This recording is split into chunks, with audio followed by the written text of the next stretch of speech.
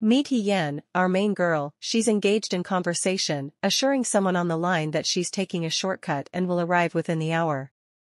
Suddenly, the tone shifts as the caller mentions it's their anniversary. They question Hien's decision to invite their close-knit group of friends, hinting at the possibility of a proposal. Still on the call, Hien casually asks them to record the proposal if it happens. But even if it doesn't, she says she misses everyone and it's been too long since they've all hung out. The other person agrees, even if it means they'll be the third wheel. Just then, she sees something shocking: two guys on the side of the road, one looking dead and the other crying for help. She has to decide quickly, does she stop or keep driving? She chooses to stop and starts to ask if she should call an ambulance. But before she can finish, everything goes black. We're left wondering what just happened. As Hien gradually regains consciousness, her head is pounding like a drum solo. She strains to focus, and what does she hear? The voices of those two guys, plotting. One of them's pondering their next move with her, while the other suggests burying her. Hien's heart races as she finds herself on her knees, begging for her life. She's offering up her car, her cash, anything to spare her from becoming their next victim. The one with the shovel remarks that it seems she's not quite grasping her predicament. He yanks her head up, shovel in hand. Desperation in her voice, Hien blurts out that she stopped her car to help them, pleading for mercy. She swears she didn't see a thing tonight, but the looming threat hangs heavy in the air. The guy calling the shots drops a chilling line, warning not to make a mess with the blood. Panic sets in as Hien lets out a desperate scream, pleading with the urgency of a person fighting for their life. She begs the guys, referring to them as brothers, to see sparing her as a good deed. She spills her heart out, revealing she's the only child in her family, practically begging for mercy. But things take a brutal turn as the other guy yanks her by the hair. In a horrifying turn, the guy pulling her by her hair delivers a brutal blow, slamming Hien against a tree. He urges her to cooperate, promising a swift end if she complies. As she winces in pain, he shoots a creepy smile and hails his brother, Jia, the one running the show. With an unsettling grin, he mutters that it's a shame to end her life so abruptly, revealing it's been a month since they've had a woman. Hien can't believe what she's hearing and covers her mouth in shock. The guy in charge, Brother Jia, tells his buddy to cool it, reminding him they're on the run and this is no time for games. Hien begs for her life, promising she'll do whatever they want if they let her go. Seeing a chance, the other guy pulls her close and tells Brother Jia it's just temporary and won't mess up their plans. He decides it's time to get moving and picks up Hien. The third guy, ready to take his turn, backs off when he sees his brother's determination. It's a chilling moment as they carry Hien away. As they walk, the second guy casually mentions that his brothers are in a good mood today, which is pretty creepy given the situation. He seems pretty pleased with himself as he pulls Hien along. Trying to think of a way out, she suggests they do whatever they're planning in the car. It's a desperate attempt to buy some time or find an escape. Once they're in the car, the second guy tells Hien to stay calm and everything will be okay. In her head, Hien tells herself to keep cool, reminding herself that now's not the time to fight back, she needs to survive. That's when she remembers the pocket knife she was given earlier. Thinking of her family, her parents, and Yuanzhe, Hien knows she can't die here. She quickly takes out the pocket knife and braces herself. In a bold move, she kisses the guy, using the surprise to her advantage. As they kiss, she stabs him. It's a brave act of self-defense. Outside the car, the third guy starts to wonder why it's so quiet inside. Before long, Hien starts the car and takes off at top speed. Brother Jia stands in front of her, trying to stop her. The third guy tries to save his brother, but it's too late. Hien drives straight at them, and with a quick swerve, sends them flying. It's a thrilling escape as Hien takes control and uses the car to get away. Still buzzing from the adrenaline rush, Hien bolts as far away as she can. She finally finds a quiet spot to park and catch her breath. Her hands are shaking like crazy as she takes out her phone and dials Yuanzhe. She tells him what's happened in a shaky voice, asking him to call the police right away. But just when she thinks she's safe, Brother Jia somehow finds her. He smashes through the car window, completely catching her off guard. In a terrifying moment, he covers her mouth, trying to silence her once and for all.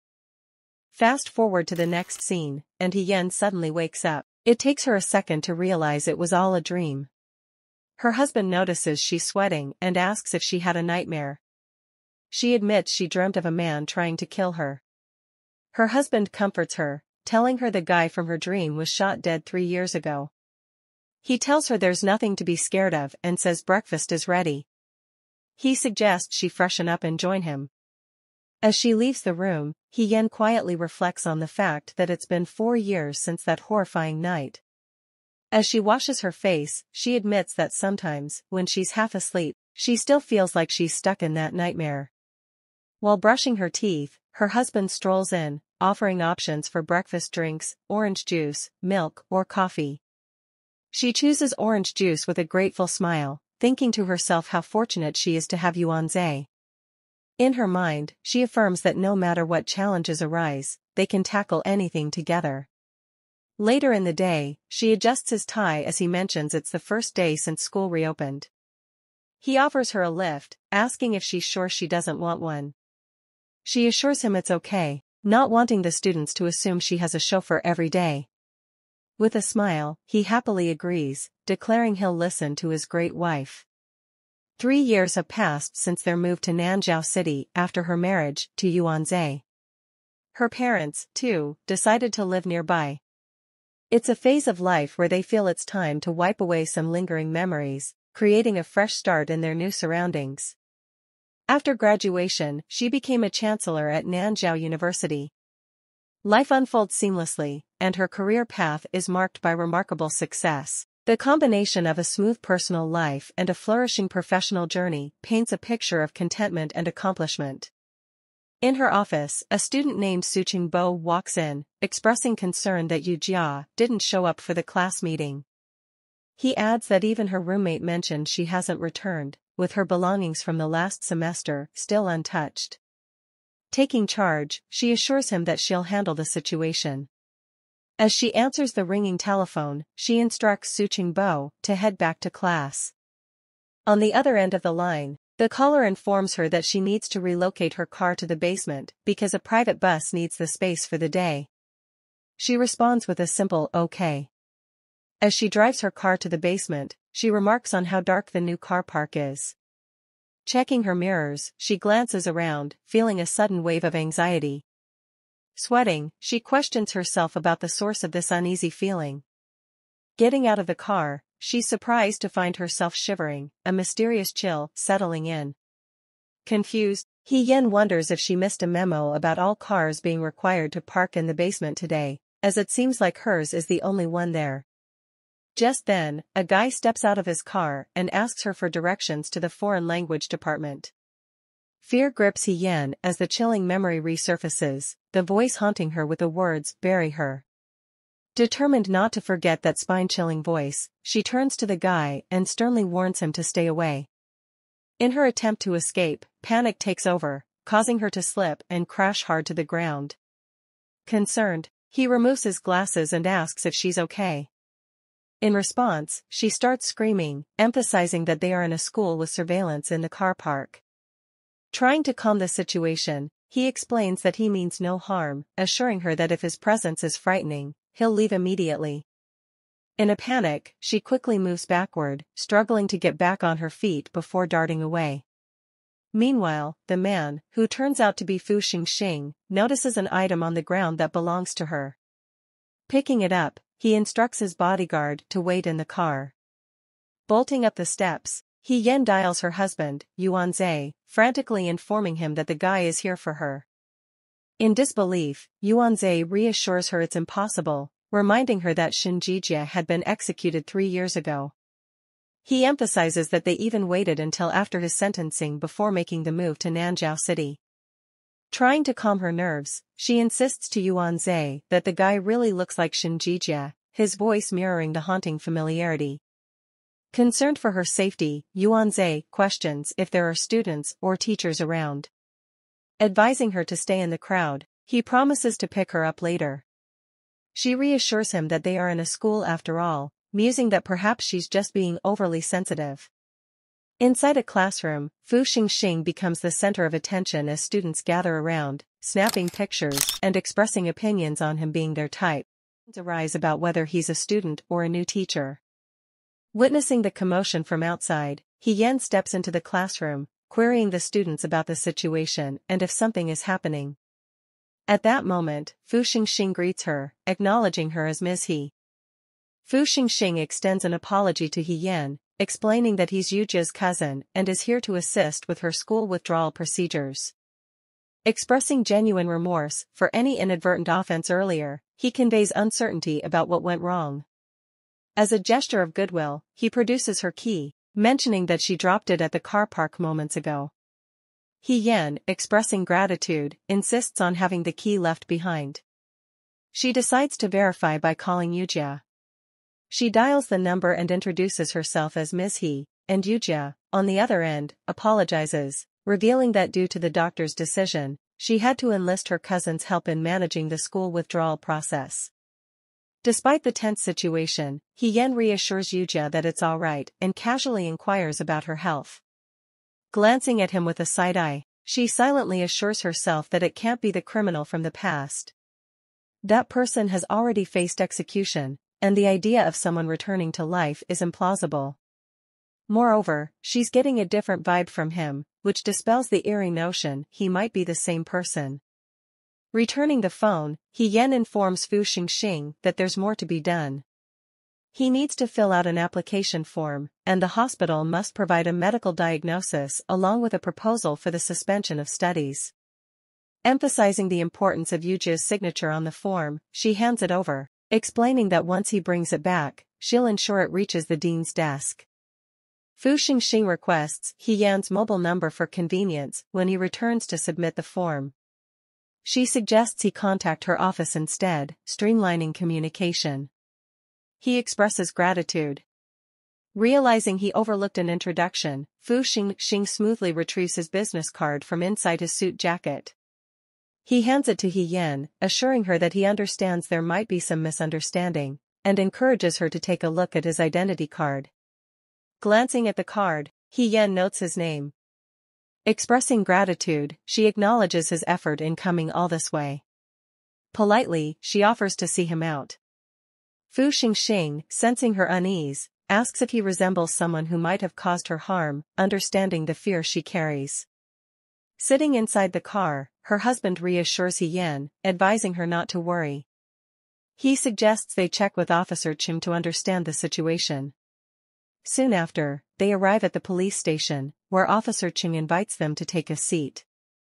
He Yan extends her gratitude and gets straight to the point, inquiring about the case from 4 years ago. Specifically, she mentions Shen Jijia, the criminal Officer Chung caught.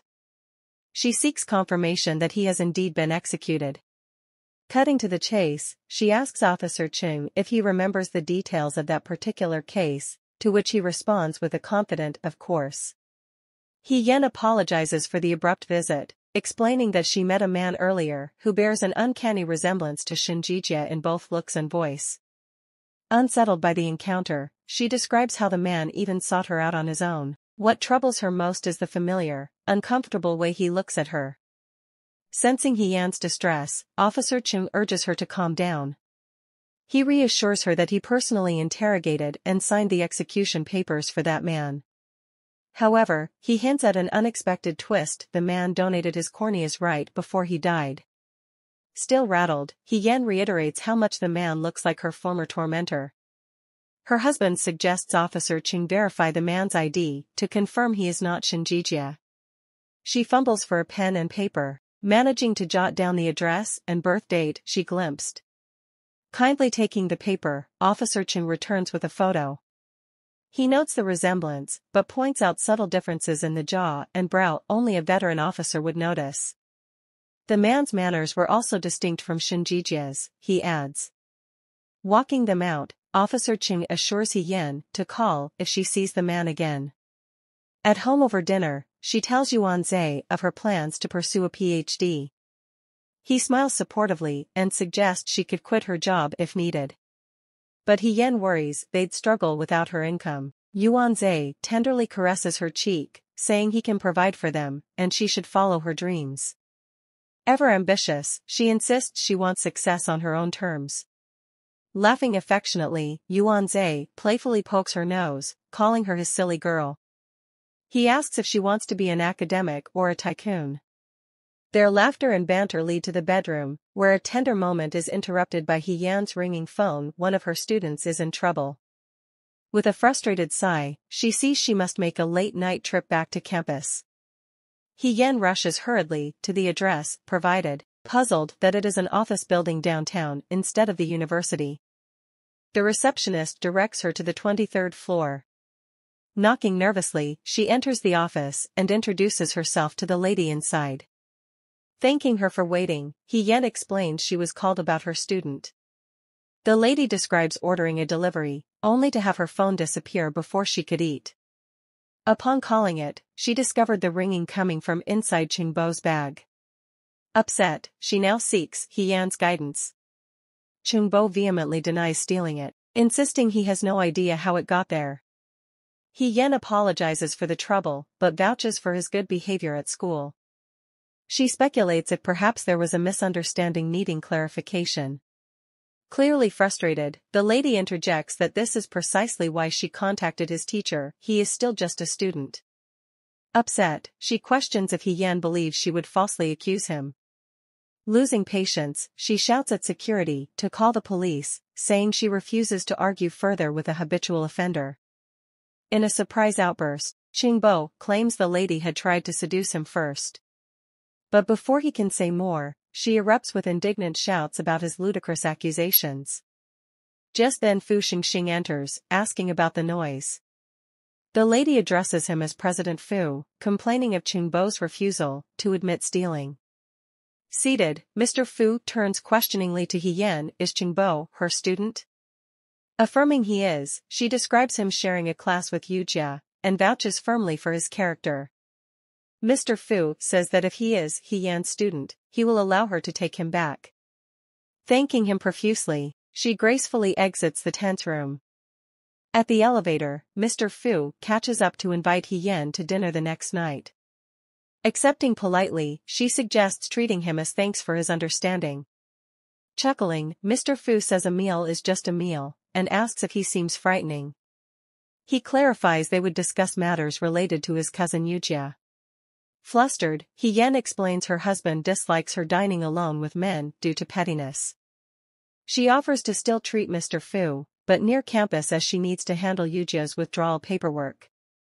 Agreeing to the compromise, Mr. Fu consents and says he will await her call. In the car, Qingbo earnestly repeats that he never lied about what happened. He insists he was just delivering food when the lady inexplicably accused him of stealing out of nowhere. While believing in his innocence, He Yan sighs that the successful framing reveals a carelessness on their part. She reflects that some people have sinister intentions, so they must exercise more caution going forward. Concerned for He Yan's safety, Qingbo asks about her dinner meeting tomorrow, offering to stand guard outside in case anything happens. Touched but amused, He Yan advises him not to worry and to just focus on his studies after class. Encouragingly, she suggests he reduce his workload a bit. Promising to help him secure a scholarship next semester, she expresses faith in his abilities. Qingbo thanks her profusely, remarking she is the kindest woman he's ever met. Playfully ruffling his hair, He Yan reminds him not to emphasize how great his teacher is.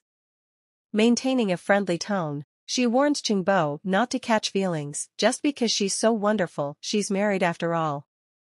Chuckling, he retorts she's far too narcissistic for his taste anyway, and he doesn't prefer older women. At home, He Yan's husband greets her warmly.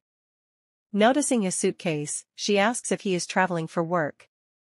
He explains his boss just informed him of an urgent overseas assignment in Z country starting tomorrow morning. He will head out very early so He Yan can sleep in. Lying in bed that night, She privately considers waiting until her husband returns from this business trip before mentioning her dinner with Fu Xingxing. It should be harmless after all. The next day, while working at her laptop, He Yan puzzles over the mysterious Fu Group conglomerate and its elusive owner, unable to even find a photo of him online. Frustrated, she comments on how little information exists about the man. Debating calling Officer Cheng, she decides against troubling him with matters unrelated to her. Instead, she calls Mr. Fu herself to arrange a meeting at Relaxed Day Restaurant near campus that evening. Upon arriving, He Yan takes comfort in the bustling atmosphere full of students. She notes the high-traffic location and clear visibility of the road from where they are seated. Spotting Mr. Fu, she thanks him for his patience. He mentions he already ordered some dishes he hopes she'll enjoy. With a smile, He Yan acknowledges his thoughtfulness, though asserts playfully that she should still be treating him today. At the table, Mr. Fu gently brings up the topic, asking He Yan why she seems so afraid of him. He encourages her not to dismiss his question, noting that she behaves as though she harbors a deep fear of him. This piques his curiosity, prompting him to seek an understanding of the underlying reasons behind her apprehension. He Yan opens up, explaining that a few years ago, she had a traumatic encounter with criminals who resembled Mr. Fu. The incident left a deep impact on her, causing her to lose composure when she saw him. Apologizing, she expresses her regret for any fear caused. In response, Mr. Fu acknowledges her feelings and takes responsibility, offering an apology for unintentionally scaring her. He Yan shares that, despite being happily married now, the past incident still affects her. She hopes he understands the lingering impact, revealing that she occasionally experiences nightmares. Mr. Fu observes that He Yan's life appears blissful, with adoring students and a successful career. He acknowledges her achievements, contrasting them with his own as the eldest son of the Fu Group. However, he downplays his success, mentioning that his focus is primarily on work. He contrasts this with He Yan, highlighting that she is surrounded by love in various aspects of her life. He reflects on the city, likening it to a cunning creature that sleeps during the day and comes alive at night, enticing people with its array of lights. He muses that when you least expect it, the city can swallow you whole, trapping you in its darkness forever. However, she counters her own thoughts, acknowledging that perhaps this perception was true in the past. Nowadays, cities are brightly lit, and most people are kind. She questions how one could be forever trapped in darkness if the conditions that breed evil are lacking. As the clock ticks to 10:07 p.m., Mr. Fu finds the conversation with He Yan interesting. She expresses her thanks, teasingly questioning if he met her just to flatter her.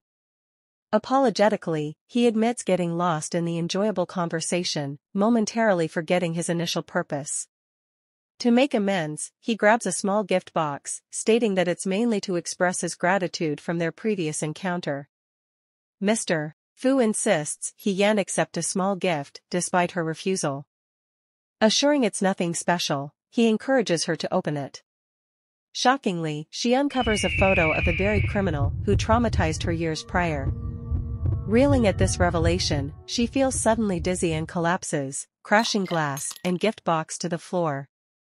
In her foggy state, she wonders if her drink was drugged. Casually continuing his meal, Mr. Fu asks if she likes his gift. Struggling, He Yan manages only to whisper help before losing consciousness completely. Later she awakens in an unfamiliar room with Mr. Fu, who comments she recovered 30 minutes faster than expected. Still disoriented, her head throbbing, He Yan puzzledly asks if the man is human or a ghost. Smirking, he remarks even an intelligent woman would ask such obvious questions right now. Trying to understand her circumstances, He Yan shakily asks if he intends to kill her. With an eerie laugh, he states that 4 years ago her chances of dying may have been higher, but now it's off the table. Still reeling, she insists they talk this through calmly and rationally. Dismissively, Fu Xing questions what they could possibly have to discuss. Instead, he proposes a game, suggesting they both simply move forward. He lists He Yan's education, happy family, good job, doesn't she have a lot? Even a loving and capable husband? Revealing sinister intent, Fu Xing suggests it might amuse him to transform this innocent, virtuous woman into someone tainted and immoral. As three men enter the room, He Yan desperately grabs a nearby knife, warning them to stay back. Unfazed, Fu Xing challenges whether she can really defend herself, inviting her to come forward and demonstrate if so. As the men advance, despite her pleas, He Yan trembles with the knife clutched in her hand. Undeterred, they continue toward her. Panicking as they grab her forcefully, she plunges into a nightmare. Thrown onto the bed, one man pins He Yan down while another yanks off her wedding ring. Releasing her, the sobbing woman begs them to stop as another records her vulnerability on video. Amidst the horror, she desperately implores Fu Xing to just end it by killing her. Fu Xing coldly repeats his promise not to end her life. After the men leave, he casually returns and remarks on her being photogenic, then asks if she still intends to call the police. Terrified, He Yan says she dare not, given the compromising photos now in his possession. Seizing control, Fu Xing outlines his game's rule: she must respond whenever summoned. Interjecting nervously, He Yan suggests that failure to comply would mean release of the pictures. Dismissively, Fu Xing says more photos are too troublesome. Instead, he hints ominously that He Yan will soon accompany his clients. Her appeal as a married woman, he notes, might prove popular. His disturbing plans leave her further distressed. Instructing his man Ah Jiang to take He Yan home as it's late, Fu Xing warns her against police involvement. Cautions of regret are uttered before she is swiftly rendered unconscious. Awakening the next morning in her own bed, He Yan sees 11 missed calls from Yuan Zhe. Trying anxiously to call back, she finds his number disconnected. Packing a bag with shaking hands, her face pale with worry, she heads out. In the taxi, her attempts to reach Yuan Zhe continue to fail. Arriving at the station, He Yan desperately calls out Officer Cheng's name upon seeing a female officer, screaming until her voice grows hoarse. The police officer calmly advises He Yan to take a deep breath and explain the situation calmly. However, He Yan is in a state of panic and shouts at the top of her voice, declaring that Shen Jijie is alive and she needs to see Officer Cheng right away. But the officer informs her that Officer Cheng was involved in a car accident the previous night and has passed away. She learns that it was a tragic incident involving a collision with a truck, and Officer Cheng succumbed to his injuries almost immediately. Struggling to maintain composure, He Yan reflects on this series of unsettling events: Cheng Bo's incident, Officer Cheng's tragic accident, and Yuan's sudden business trip. Could this be more than a mere coincidence?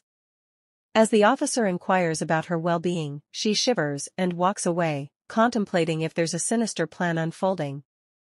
In the midst of her tears, He Yan, still trembling from the recent shocks, takes refuge in the bathroom. The sound of water masks the quiet sobs as she vents her frustration by banging her hand against the wall. Suddenly, her phone rings, and she glances to see Yuan Zhe's name on the caller ID. With a deep breath, she answers the call. Yuan Zhe's concerned voice echoes through the phone, asking He Yan if she went to bed early as he couldn't reach her last night. He explains the missed calls this morning due to a meeting.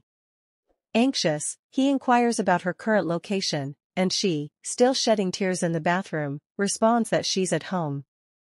Noticing He Yan seems off, caring Yuan Zhe asks what's up. She claims it's just a flu bug. He's like, make sure to take care of yourself, but she's all, I just want to hear you comfort me right now. Yuan Zhe apologizes, he's swamped with another meeting, but promises to call her later. The call ends, leaving He Yan crying alone again. Suddenly her phone rings, and it's Fu Xing. Shocked, she stands abruptly. She reminds him she didn't tell the cops anything, but accuses him of plotting to snatch her from the restaurant this whole time without her even realizing it. He went above and beyond, even having someone pretend to be her going home that night. She asks why do all that crazy staging. Then it hits her, he knew she couldn't actually call the cops successfully. Sitting on her couch, she starts recording their call. Fu Xing sounds eager to see her face now. He gets amusement from imagining her feeling like she has something over on him. She questions if he took out Officer Ching just to get back at her. Fu Xing asks casually if she's recording them, saying it's pointless. Her family only stays safe if she cooperates fully. Isn't her mom calling right now from a cruise with her dad? He suggests she take that call. Hesitating, she contemplates her parents' precarious situation. Accepting the video chat, their familiar, beloved faces appear, grounding her momentarily amidst the chaos. Her hands tremble, nearly dropping the phone before she secures her grip. With a strained smile, she urgently pleads for them to be vigilant and stick to crowded places. Her mom says don't worry, they're already headed home. Signal issues disrupt briefly, but her mom promises to catch up properly face-to-face about their trip once back. She picks up Fu Xing's call again, questioning his assurance of family safety given her cooperation. Boldly testing him, she asks for this twisted game's conclusion. Coolly, he states it ends when he grows tired of it. As a chilling reminder, he instructs being addressed as Fu Xing going forward. Ominously, Fu Xing mentions her doorbell's about to ring. On cue, she finds a delivered package, containing a dress and a note she's expected to meet some guests of his tonight. In the next scene, we see a car delivering He Yan to the venue. Stepping out, she is adorned in the beautiful dress sent by Fu Xing. As she comes out of the car, her eyes lock on Fu Xing, who, with a subtle gesture, guides her toward him. He Yan nods in agreement, conceding to Fu Xing's terms that she'll be returned home once the evening's proceedings conclude, all without her family's knowledge.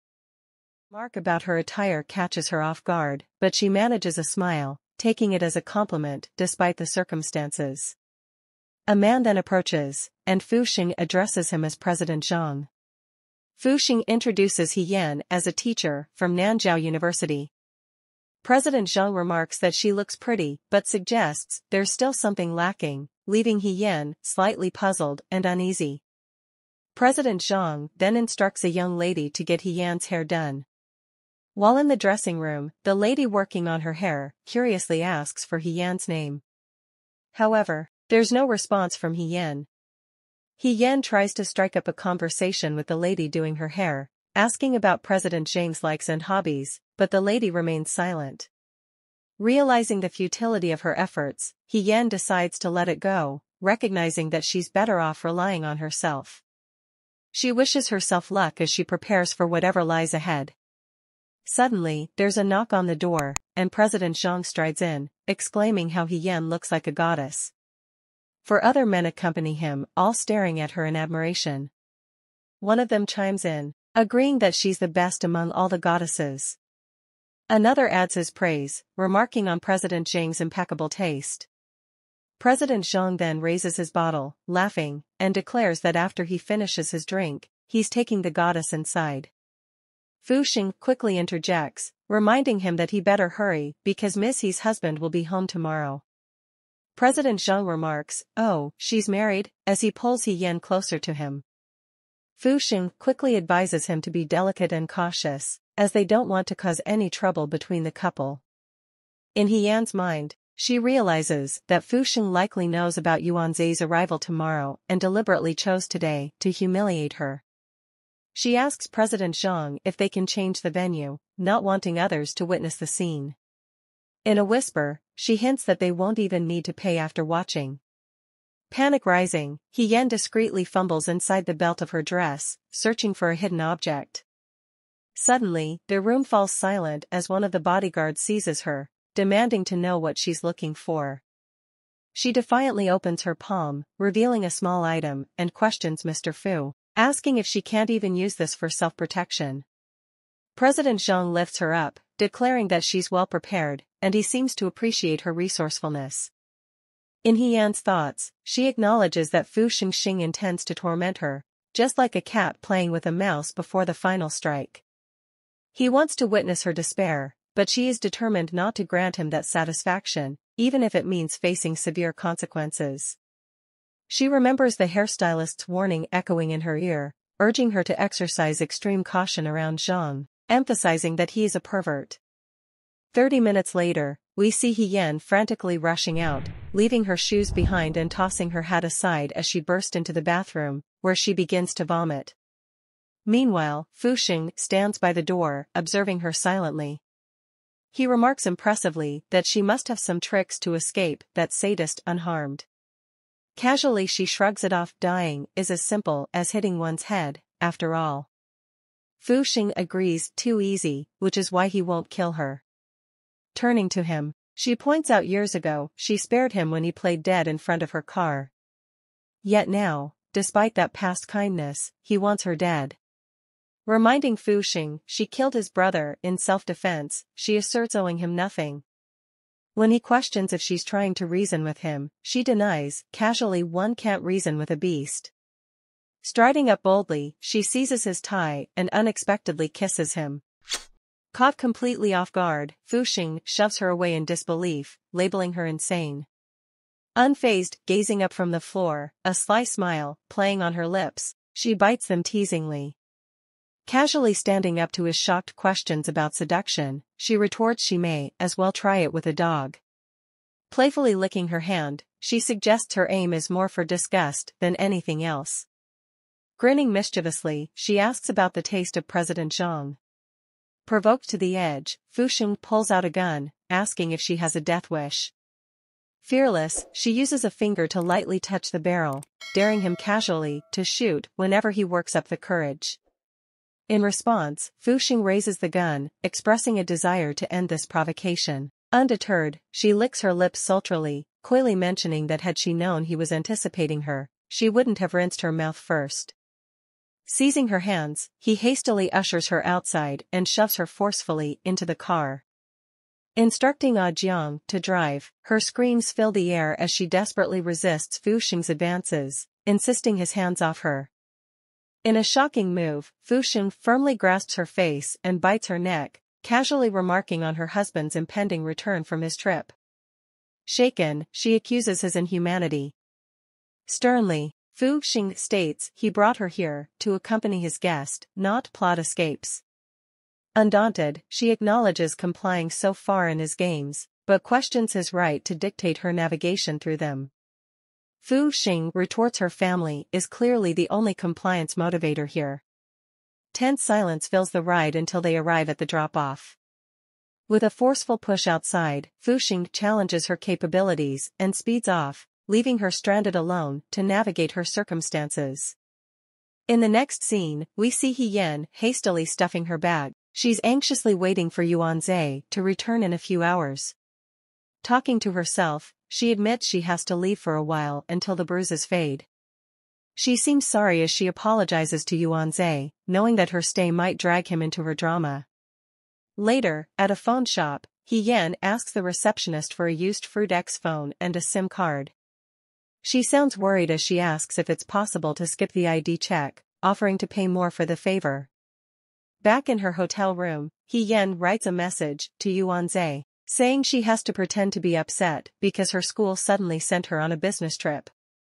She sounds disappointed, explaining she won't be able to welcome him home today. She then calls her school director, urgently asking for 3 days off due to an unexpected issue. Without waiting for approval, she promises to send in a leave application later and hangs up. Her phone slips from her hand, symbolizing the seriousness of her situation. As she thinks about what to do next, He Yan decides to use her new phone to find out more about Fu Xing's secret plan. As she's deep in thought, a video message from her husband appears. His sweet words pull at her heartstrings as he mentions how much he misses her. Smiling softly, Yan replies, telling him she'll be back soon and teasingly tells him to keep missing her. Meanwhile, at Fu Xing's office, Ah Jiang is monitoring He Yan's phone, updating Fu Xing in real time. Excitedly, Ah Jiang reports that He Yan and her husband's messages are still all about love, with no signs of anything suspicious. Intrigued, Fu Xing asks about He Yan's usual location, wondering if she's always at the hotel. Ah Jiang confirms this, saying she hasn't left Dongjiao Hotel since she arrived. Fu Xing, getting comfortable in his chair, refuses a cigarette offer from Ah Jiang, explaining it's just his preference. As they chat, Jiang notices something on his computer and quickly tells Fu Xing that He Yan has left the hotel. Walking in the pouring rain, He Yan is deep in thought about the mysterious Fu Xing. She's frustrated because she can't find any information about him. Suddenly, Chungbo interrupts her, recognizing her and asking if it's really her. Startled, she asks if he works around here now. Chungbo explains his recent job change and curiously asks why she's here. Keeping things vague, He Yan says she's meeting a friend and tells him to concentrate on his work, brushing off his concern for her. He Yan steps into her room, finding it funny how she'd checked into this hotel to avoid running into anyone she knew, only to bump into Chungbo.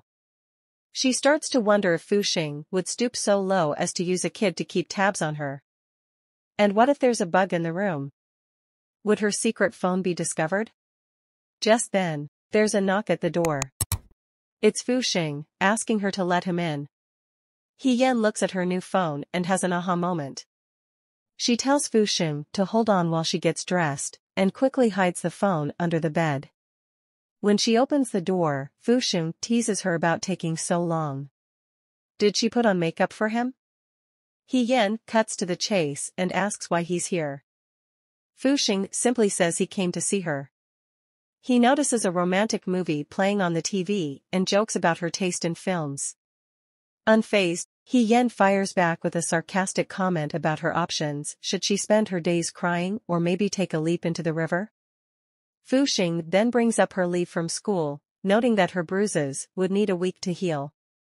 How would she explain this to her husband? He Yan shrugs it off, saying she'll come up with another excuse. Fu Xing takes her hands and suggests they play their game again, hinting at more bruises. He Yan loses her cool, asking him if he ever gets tired of this. Fu Xing simply says no. Suddenly, He Yan's phone rings from under the bed, interrupting their moment. Fu Xing asks why her phone is there. Thinking quickly, He Yan says it must have fallen and got kicked under the bed when she changed. Fu Xing buys it and tells her to answer the call. But as He Yan reaches for the phone, she can't help but feel uneasy. After all, no one knows this new number. He Yan bends down to grab the phone, and she can feel Fu Xing's eyes on her. As she tries to stand up, she bumps right into him. On impulse, she knocks her head against his chin. Annoyed but also a bit bold, she tells him off, thrusting the phone at him. If you want to see it, just ask.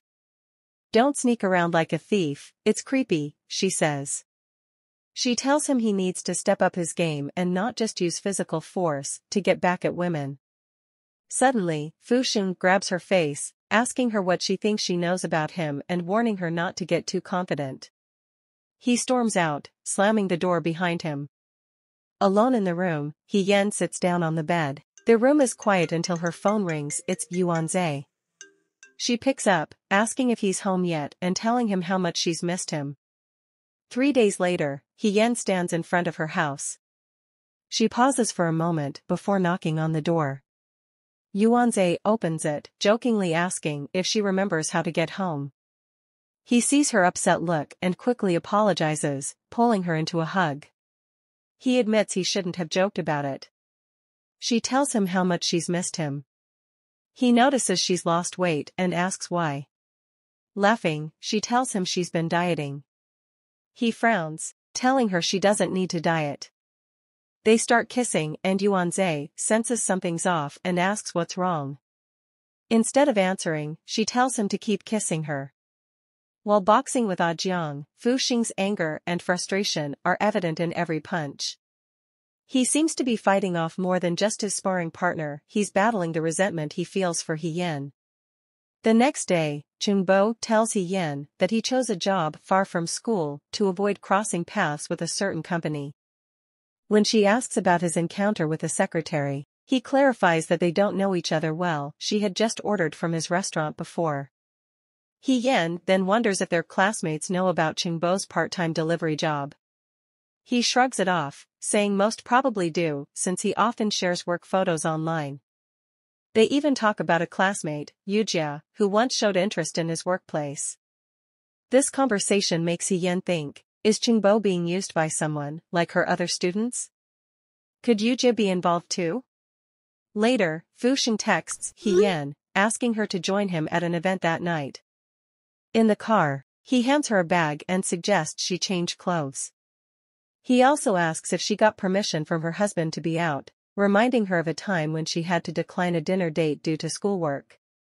Fu Xing apologizes for intruding on her family time, but He Yan brushes it off, joking that she should serve him as compensation. After changing, she voices her concerns about meeting 2 clients in one night. She doesn't want to overdo it and ruin Fu Xing's evening. As they arrive at their destination, a welcoming committee of staff stands ready for Fu Xing. His brother, Fu Suizhi, steps forward, expressing that he's been eagerly waiting for a day and a half. Fu Xing, turning to He Yan, instructs her to go and accompany Fu Sui. Fu Sui, holding He Yan, expresses gratitude to Fu Xing for taking such good care of him. He playfully remarks that even though she's with Fu Xing, he's being handed over as if it's a casual exchange. Fu Xing, with a hint of mystery, discloses that he brought He Yan specifically for Fu Sui. Sui looks at He Yan and says he thought she'd be a knockout, the kind of woman who could turn heads and have men falling at her feet. He Yan's a bit confused about why he seems to dislike her so much. With a grin, Fu Sui asks his brother if he can mess around with He Yan. Fu Xing gives him the green light, and Fu Sui turns to her to ask if she doesn't like Fu Xing. She admits that it's kind of hard not to hold a grudge against him. Then Fu Sui gets down to business, offering up 2 ways to embarrass Fu Xing. The first option? Do it with everyone at the party. The second? Do it with Fu Xing in front of everyone. He Yan wants to know more about why Fu Sui hates Fu Xing so much. He confirms it but seems surprised when she asks what their relationship is. He thought she'd want to know why he hated Fu Xing. She shrugs and admits that if she had to pick, she'd go for Fu Sui because Fu Xing makes her uncomfortable. Fu Sui then goes on a rant about how all the women he's been with are tainted. He Yan just laughs and tells him that a fly shouldn't be disgusted by a maggot, they both come from the same place, so why should one think they're better than the other? Fu Sui is impressed by He Yan's way with words and confirms she's a teacher. He tells her it's time to make her choice. She takes a deep breath, downs her drink, and stands up. As she walks away, she can't help but think about the weird dynamic between the 2 brothers and why they've chosen her as their target. Realizing she's in a tough spot, He Yan decides to take a risk. She boldly asks if she can borrow some protection. A lady hands her something, but He Yan isn't satisfied. She asks if there's anything else, but the woman apologizes and says that's all they've got. Fu Xing steps in, telling his brother to slow down and look after himself. Fu Sui shrugs it off, saying he doesn't need any protection. Fu Xing isn't happy and warns him not to push it. Fu Sui pushes back, reminding him that he used to be more chill. Fu Xing wants to know what the game is, and He Yan lays it out for him. She's torn between the 2 options, her eyes welling up with tears. In a surprising move, Fu Xing invites her to sit with him. Fu Xing takes control, telling Fu Sui he needs to finish his studies. Fu Sui thanks him for the advice and tells the woman next to him to go sit with Fu Xing and bring He Yan back. He Yan starts thinking of a plan. She wants to stir things up between the brothers and get Fu Xing to step in. But she doesn't want to be the one to start the fight. Instead, she decides to go with young Master Fu. As He Yan gets up, Fu Xing notices his brothers had too much to drink. He tells Jiang to take Fu Sui home and make sure he's okay. Fu Sui reminds Fu Xing that he said he could do whatever he wanted with He Yan. Fu Xing says he was just trying to save face. If Fu Sui doesn't appreciate it, then there's no point in continuing. Fu Xing makes it clear to Fu Sui that people respect him because he's Fu Sui, his little brother. And they only do so because he still accepts their respect. After Fu Sui leaves, Fu Xing takes He Yan by the hand and leads her away. In a quiet corner, Fu Xing tells He Yan straight up that he's not interested in her. He says she only won today because of Fu Sui's antics and advises her to try something else next time. He warns her not to test him. As he drives off, leaving her behind, Hien realizes she left her phone, wallet, and clothes in his car. She starts panicking, wondering how she's going to explain this to Yuanze. A woman named Grace, who says she's the PR manager at Fu Chuanyuan's villa, comes up to Hien. She tells her she came with Meiyu and asks if Meiyu is leaving already. She thinks Meiyu should stay a bit longer, but Hien lets her know it's cool, she prefers to head home early. Noticing Hien isn't dressed for the weather, Grace offers her jacket and suggests they share a ride back to the city. Once they're in the car, Hien asks to borrow her phone. She's got a plan to get her stuff back from Fuxing. Hien calls Fuxing and straight up tells him she left her stuff in his car. His response? Come get it yourself. Grace, who's been listening, turns the car around and tells Hien she knows where Fuxing lives. When they get to the villa, Grace says she'll wait for Hien downstairs. As she's about to leave, Hien asks Grace if she can borrow some protection. Inside the house, Hien finds Fuxing watching the video of her. He jokes about it and tells her she can have it if she wants. He then pulls her closer. Fuxing asks Hien about the other option Fu Sui gave her. She admits it was to get intimate with him right there. Fuxing laughs and suggests she'd rather be with all the other men instead. Hien wonders out loud if Fuxing would have let her embarrass him in front of Fu Suiji and his friends if she'd chosen that option. She's worried he might have shot her on the spot. She also asks if he secretly wanted her to choose that, wondering if he gets a kick out of it. Fuxing stands up and warns Hien that this is her last chance. He threatens her, saying next time he'll make sure she never forgets. But Hien just wants her stuff back. Fuxing tells her to go find Ah Jiang. Hien asks if she can really have the video. Fuxing says it's just a backup. Hien thanks him, saying it's enough. When she leaves with her stuff, Grace asks if she's okay. Hien tells her she's fine but apologizes for getting her coat dirty. She promises to buy her a new one. Grace tells her she didn't look dirty to her and even wore her clothes well. On the drive, Grace talks about how tough it is for women these days. She tells Hien not to hold back when something's wrong. Hien wonders if Grace thinks she's Fu Xing's girlfriend. Hien remembers Qingbo saying he saw Yujia near the school.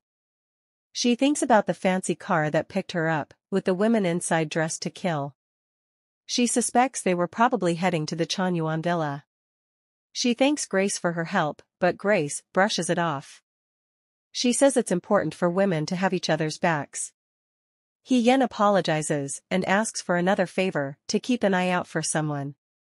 Grace is curious about who Yujia is. She recognizes the name but can't quite place it. Hien explains that Yujia's family can't get a hold of her, and Grace suggests sending a photo would help. When Grace drops Hien off, they say their goodbyes. Hien promises to stay in touch and give back the coat she borrowed. Grace tells her not to sweat it and encourages them to keep in touch. Hien quickly changes out of her clothes. She jokes with her husband that her students are driving her crazy. She talks about how much trouble they've been giving her and how she's been looking for them all night. Yuanze gives her a hug and tells her not to worry so much. He says if things get too hard, she should involve the higher-ups. He also reminds her to answer his calls, saying he was worried something happened to her when he couldn't reach her. Yuanze tells her she should have called him for a ride. Tired, Hien asks to lay down. Yuanze picks her up and carries her to bed, calling her his great wife. As they're lying in bed, Hien asks Yuanze a dark question, if they could die together? At Fuxing's villa, Ah Jiang tells Fuxing that Hien is looking for Yujia with Grace's help. He says Hien gave Grace a photo of Yujia because her family can't reach her. Fuxing says he knew Hien would do something, but he didn't think she'd be so naive. Ah Jiang adds that Grace wants to be friends with Hien because Fuxing introduced her. Sitting back in his chair, Fuxing thinks about what Hien is up to. He wonders what game she's playing and thinks giving her some space might reveal more. Ah Jiang nods, understanding what he means. In the middle of a university meeting, Hee-yeon's phone buzzes. It's a text from Grace, who's found Yoo-ja at Chonyuan Villa. Hee-yeon quickly tells her to keep it low-key and promises to come over later. That evening, Grace leads Hee-yeon into the lively Chonyuan Villa. She shows her to a private lounge and leaves to fetch Yoo-ja. Alone for a moment, Hee-yeon braces herself for the upcoming confrontation. Soon, Yoo-ja walks in, surprised to see Hee-yeon there. Hee-yeon warmly invites her to sit down and relax, offering her a glass of water. She then asks Yoo-ja if she knew who Fu Xingxing really is. Yoo-ja admits she didn't, explaining she was lured here by other girls with the promise of good money and school help. Only after arriving did she realize Fu Xingxing's connection. Suddenly, Yoo-ja faints. Hee-yeon quickly checks her over, pulling back her coat to reveal a red dress. She remembers seeing Fu Suiji at the villa recently on social media. She finds an attendant and casually hands him some cash, asking for directions to Fu Suiji's room. The man gives her the info and she heads off, knowing this is a risky move, but it could give her important information. Inside the room, a party is in full swing. Hee-yeon spots a girl sitting alone and pulls her aside for a chat. Fu Suiji notices Hee-yeon and calls out to her. Getting straight to the point, she tells him that if he wants to know more about Fu Xingxing, he can find her at a certain location. She then slips him a note with the details and tells him not to call her while she is there but to ask around. Fu Suiji seems confident he already knows everything, but Hee-yeon challenges him, saying if he really thought so, he didn't need to meet her. She suggests he can take her absence as a sign he knows it all. Back in the lounge, Yoo-ja is still out cold. Hee-yeon mutters about the powerful drug used on her. She fixes her hair, puts on her coat, and tidies up Yoo-ja's dress before taking some photos. After a bit, Yoo-ja wakes up, feeling super woozy. She freaks out when she sees Hee-yeon and yells, asking what Hee-yeon did to her. Hee-yeon just shows her the pic she took, saying she'll delete it if Yoo-ja listens up. Yoo-ja snaps back, asking why Hee-yeon's being so harsh when she's never done anything to upset her. Hee-yeon coolly tells her that Yoo-ja hasn't upset her either, but she still helped others set her up. Yoo-ja grabs Hee-yeon's phone, but Hee-yeon calmly tells her it's no use, she can't unlock it. Yoo-ja doesn't care and smashes the phone against the wall, crushing it with her heel. With a smug grin, she tells Hee-yeon not to worry, she'll buy her a new one. Hee-yeon just thinks to herself that having Yoo-ja destroy her phone was part of her plan. It gives her a break from anyone who might be spying on her, giving her some breathing room for a few days. As Hee-yeon walks down the street, she spots Fu Xing's car parked nearby. He asks if she's there to have fun too. She tells him she was looking for someone and found them. She says she has some urgent school stuff to do, so she'll be leaving first. Fu Xing and Ah Jing block her way, and Fu Xing asks if she knows how to play Texas Hold'em, suggesting she join him for a few rounds. Not really wanting to, she goes with them to the game room. Another guy playing tells Fu Xing that Xiao Wu was about to lose his pants in the game. Xiao Wu complains they're all ganging up on him. Fu Xing brags about winning a golden belt in Thailand. He wants to keep his title looking good, so he asks Hee-yeon to come over and help him see the cards. As they sit down, Fu Xing asks Hee-yeon if she knows how to play, offering to teach her if she doesn't. She says she knows a little. Xiao then asks if she's their new sister-in-law. Fu Xing dismisses it as nonsense, saying that He already has a family. Xiao then says, oh, she has a husband. Fu Xing reacts by pulling Hee-yeon closer and suggesting she sit on the other side of the table so they can start playing. She plops down on the chair, and he squints at her bundled-up look. Aren't you hot? He asks. She shakes her head, changing the topic to his chip count. He leans in, whispering he'd let her go once she helps Xiao Wu win this game. She starts studying the cards, remembering the days Yuan Zhe taught her poker back in college. Sure, he let her win most of the time, but she's confident she can hold her own here. Xiao suddenly shouts out that Fu Xing has brought a pro to the game. The room buzzes with excitement. Someone even comments how President Fu's guest is truly something, adding to the game's thrill. After some intense rounds, He Yan stands up, telling Fu Xing she might not have won the last hand, but she's still ahead overall. She asks if she could leave now. Fu Xing admits he was planning to let her go. Fu Xing tells Jing to call He Yan and ask her to come over. Once Jing's done, he reports back to Fu Xing, adding that He Yan insists on talking to him directly. He Yan pleads, saying it's her birthday and she has a family dinner. She begs him to let her go this time. But Fu Xing has another idea. He suggests they celebrate at her place instead and orders Jing to drive to her parents' house. He Yan starts screaming his name through the phone. They stop near her house, and Fu Xing tells He Yan he's there. He gives her two options for her birthday, either she comes out or he goes in. It's up to her. She steps out, looking around for anyone watching before she gets into the car and shuts the door. Suddenly, he kisses her, catching her by surprise.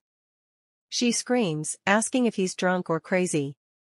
He moves closer, making her even more surprised.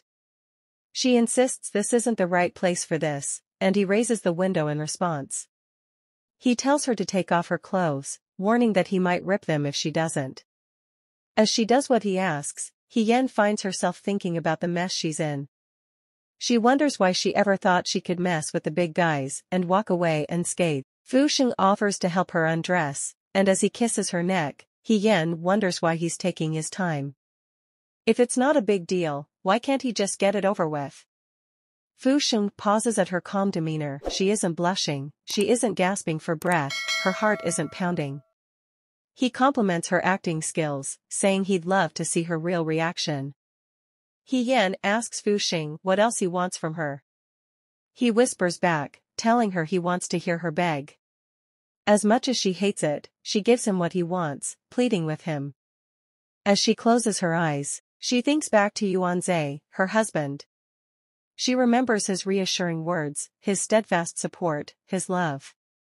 Tears fill her eyes as she remembers his promise to always be there for her. After they're done, Fu Xing tells her to take a shower. She says no thanks, asking him to take her home instead. Her family's waiting for her. On the way home, he tells her to be careful as she steps out of the car, warning her not to trip before she faces her husband. Back home, her husband helps her with her coat, asking why she doesn't quit her job. He worries about how much she stresses over her students, even on her birthday. She tells him it'll get better once she finishes her PhD. Later, in the shower, He Yan thinks about the idea that things will get better. She wonders if it's true, how much longer she has to put up with this, how many more lies she has to tell, and how much more she can take.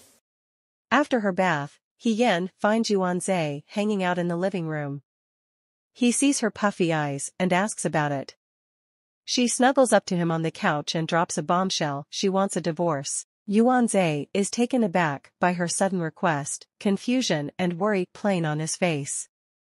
He asks her to repeat what she just said, and she responds by laughing. He's not sure what's going on and asks if everything's okay. She waves off his concern, saying she was just joking around. It's a test she heard about from a coworker to see how a husband would react. Yuanzhe, relieved it was just a joke, gently touches her cheek and teases her for being a little rascal. He tells her that divorce isn't something to joke about. But He Yan persists, asking him what he would do if she was serious. He tells her that if she doesn't love him anymore, he would let her go, even though it would break his heart. Yuanzhe reassures her that if she loves him but wants to split because of other issues, they can work through them together. He believes their love is strong enough to overcome anything. Next day, He Yan opens a new phone in the bathroom. She knows this phone is safe from prying eyes, as long as she keeps it virus-free. She promises herself to be careful.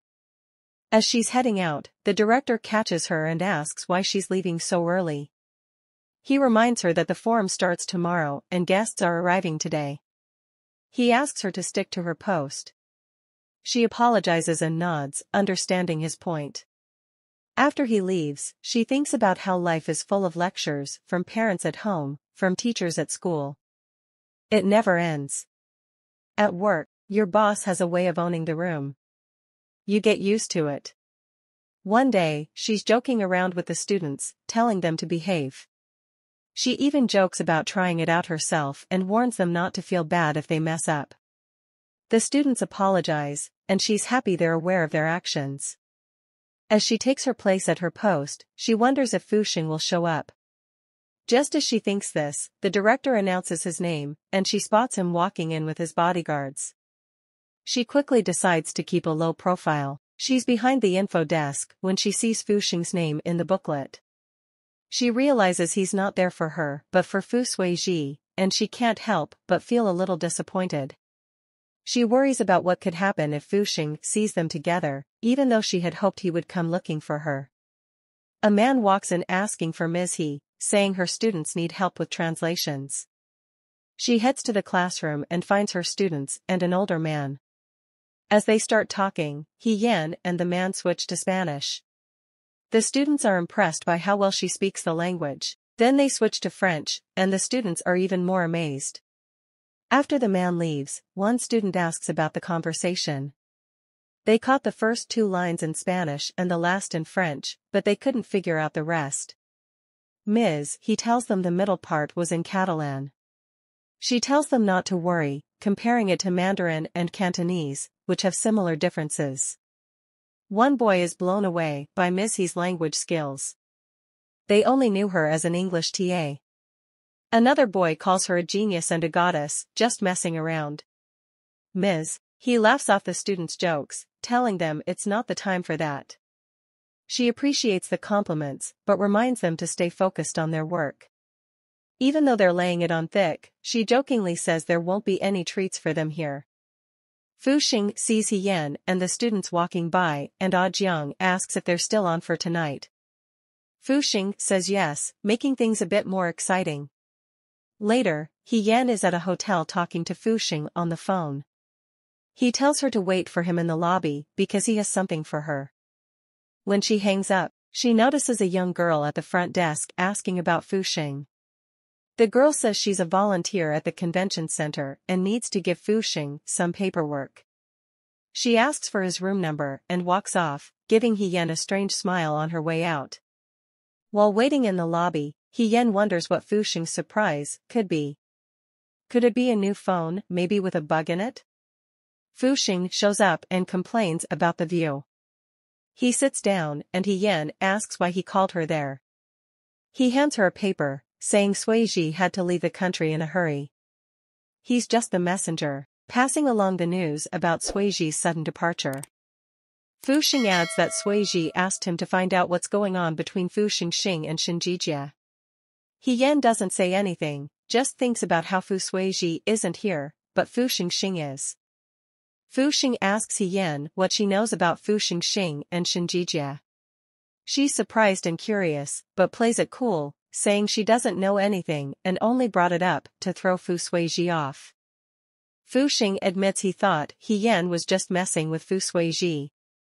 But he's surprised to find out she was bluffing. Just as things were getting boring, He Yan shakes things up.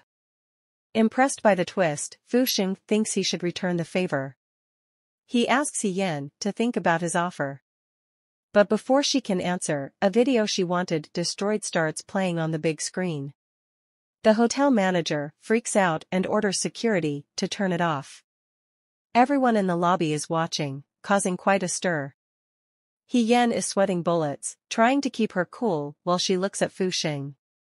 He tries to reassure her, telling her the video is blurred and the sound has been changed so no one will recognize it, but she's still shaking like a leaf. Fuxing leans in and He Yan tells herself to stay calm. She reminds herself of everything she's been through to get here and decides she's not going to lose her cool now. Despite the tense situation, she asks Fuxing to let her go. He's surprised by how well she's handling this and admits maybe he didn't need to blur the video after all. He Yan turns to Fuxing and asks him if he believes in karma. She tells him she's sure that what goes around comes around and one day he'll get what's coming to him. Fuxing holds He Yan's face close and tells her not to worry. He jokes that if there's a day of reckoning, he'll make sure she goes to hell first so they can keep each other company.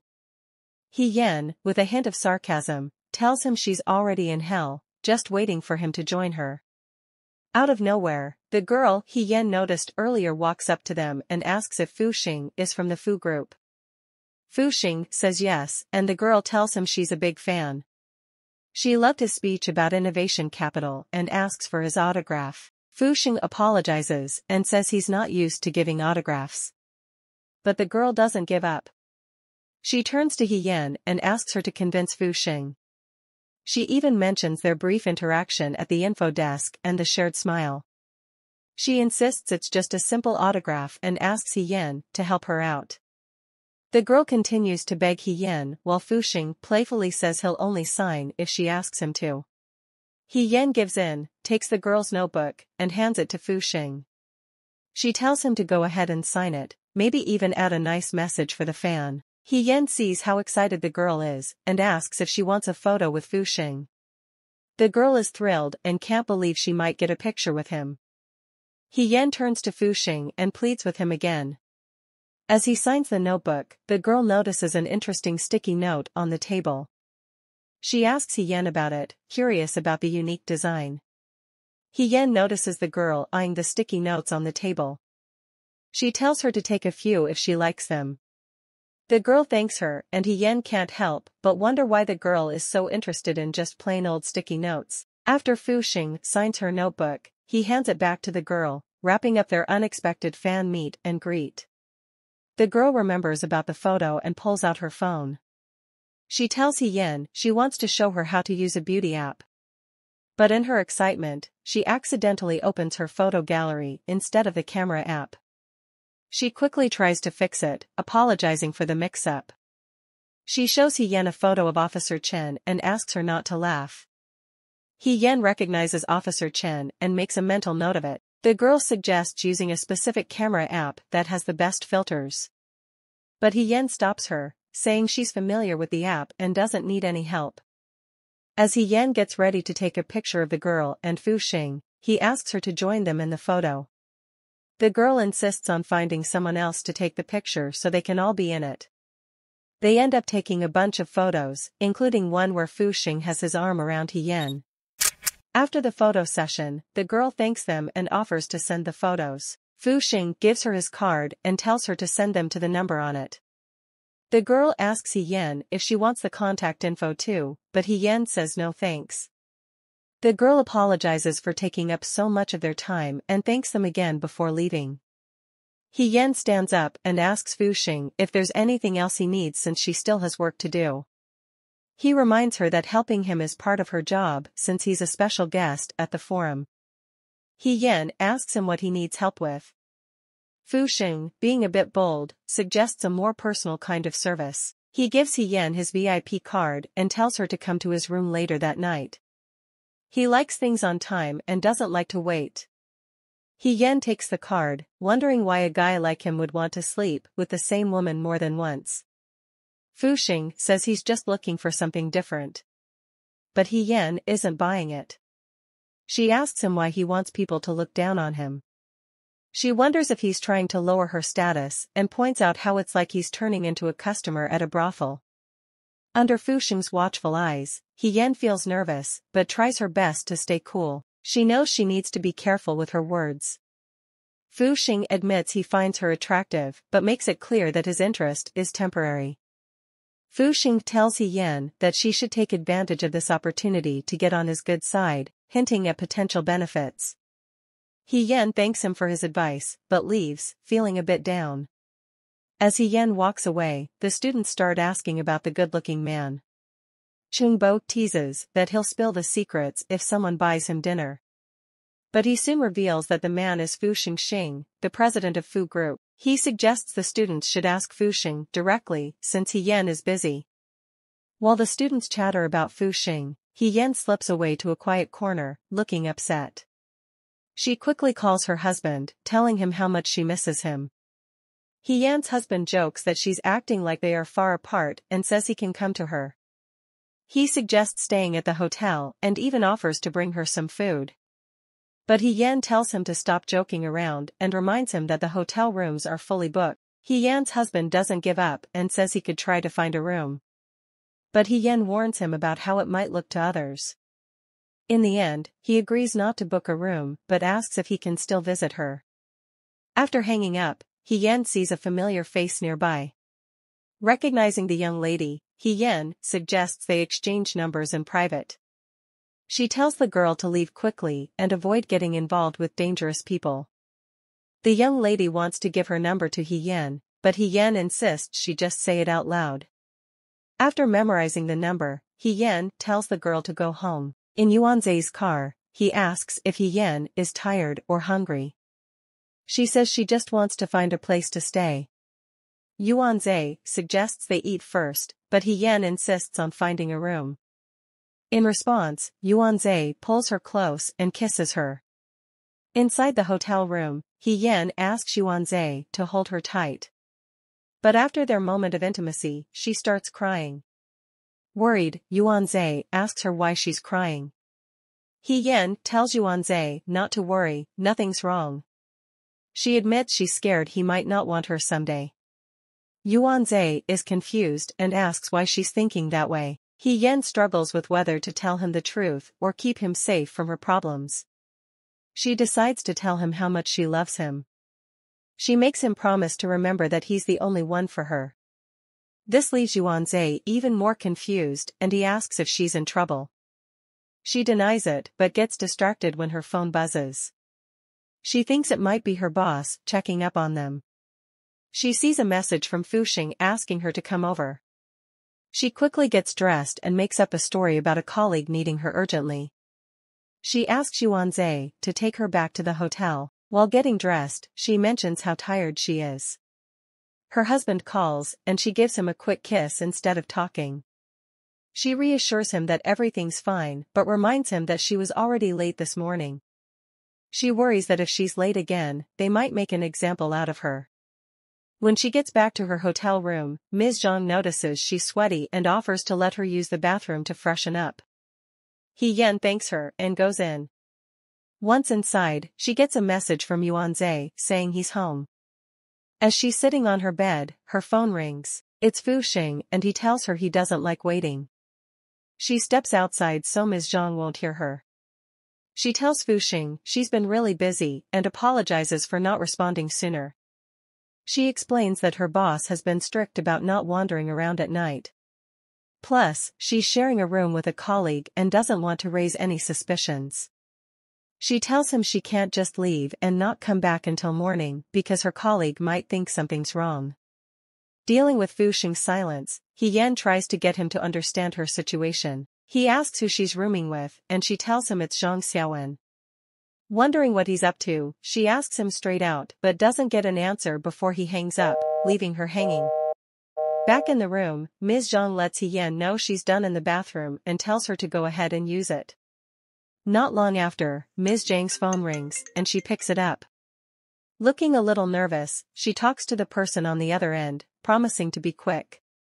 Ms. Zhang tells Hye-yeon she needs to deal with something at home right away. She asks if Hye-yeon could cover for her and maybe even help her get some time off. Hye-yeon, worried, asks about what's going on and offers to help. The drama is just getting started in this thrilling manhwa. How do you think it's going to unfold? If you want us to continue, please comment Hye-yeon below. Also, don't forget to like, share, and subscribe. Until next time, ciao.